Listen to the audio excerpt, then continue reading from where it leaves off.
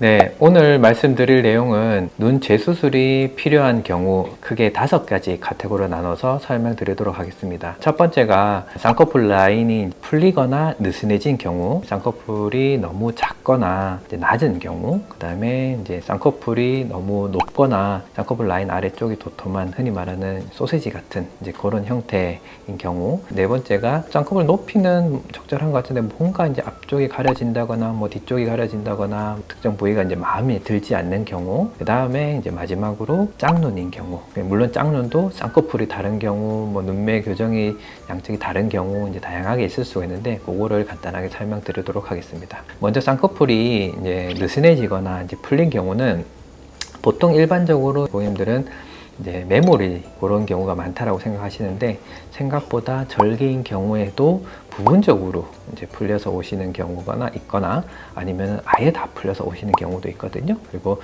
매몰 같은 경우에도 또 가끔 이제 잘못 알려진 경우가 이제 매몰을 하고 풀리면 무조건 이제 절개를 해야 된다고 이제 알고 오시는 분들도 있는데 이제 매몰을 해가지고 풀린 경우에는 절개를 해서 조금 더 확실하게 라인을 걸자라고 권해드리긴 합니다만은 매몰을 해가지고 라인도 참 예쁘고 괜찮았는데 다시 이제 하는 경우도 있습니다.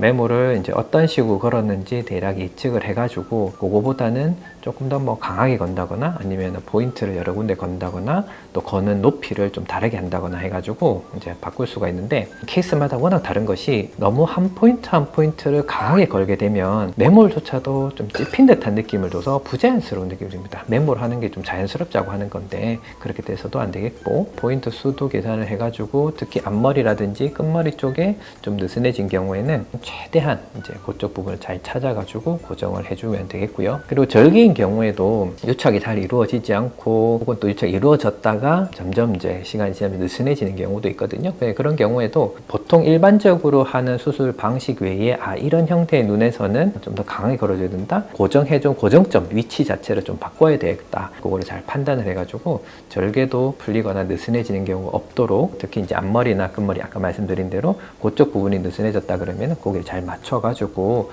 조절을 해주면 될 것 같습니다. 그리고 두 번째가 이제 쌍꺼풀이 작거나 좀 또 피부가 좀 늘어나면서 느슨해지는 경우인데요. 그리고 이제 세 번째가 이제 좀 같이 설명드리겠습니다. 너무 높거나 밑에 소세지처럼 이제 생긴 경우에는 물론 이제 수술 방식을 다르게 해야 됩니다만은 고객님들이 많이 궁금해하시는 게 기존 라인을 활용을 해서 이제 올리거나 낮추거나 바깥으로 보이는 이제 결과가 또 중요하기 때문에 기존 라인을 활용했을 때 이 정도 높이고 이 정도 낮출 수 있습니다. 이런 도톰한 조직들을 어떻게 이제 조절이 될 것 같습니다라고 설명을 드리면은 거기에 맞춰서 하는데 근데 또 뭔가 잘해 보려고 또 너무 무리하게 하다 보면 눈을 못 감는다거나 혹은 점막 들림 현상이 생기거나 뜻하지 않는 이제 부작용이 생길 수가 있기 때문에 그러한 문제점들은 생기지 않게끔 잘 선택을 해야 되겠죠. 그리고 또 한 가지는 쌍꺼풀 라인은 높이는 좀 적절한 것 같은데 앞쪽은 반은 가려지고 뒤쪽은 적절하게 보인다. 이런 경우에는 앞쪽을 보이게 하려고 전체를 너무 크게 한다거나 할 수가 없기 때문에 앞쪽 부분에 피부 절제라든지 고정점 위치를 조절을 해가지고 모양을 바꿀 수가 있습니다. 근데 이제 자칫 잘못 이제 디자인 들어가게 되면은 겹주름이 생긴다거나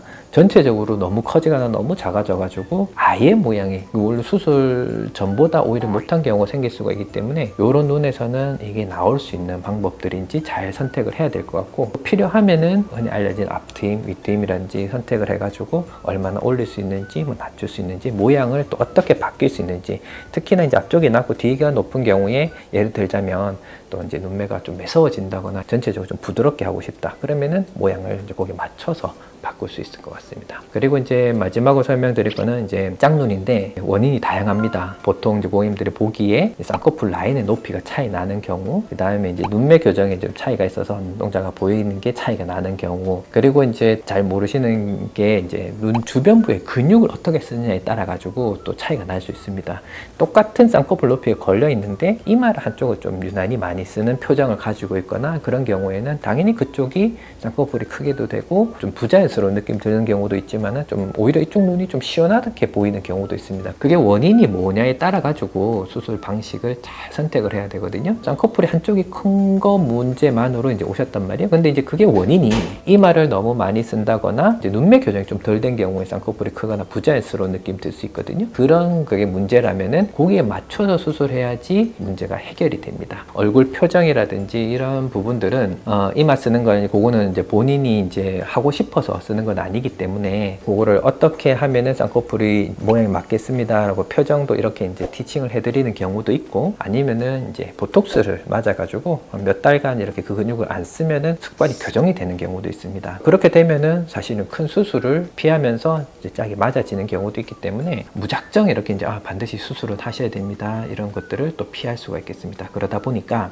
좀 시간이 걸리더라도 상담을 해가지고 정확하게 무엇이 원인인지를 잘 파악을 해야지 좋은 결과로 이어질 수 있습니다. 대략적으로 이런 케이스가 있다고 설명을 드린 거에다가 또 직접적으로 이제 상담을 해서 원인이 뭔지, 그리고 결과가 어떻게 나타나는지 거기에 따라 가지고 수술 여부를 결정하고 하시면 되겠습니다. 감사합니다.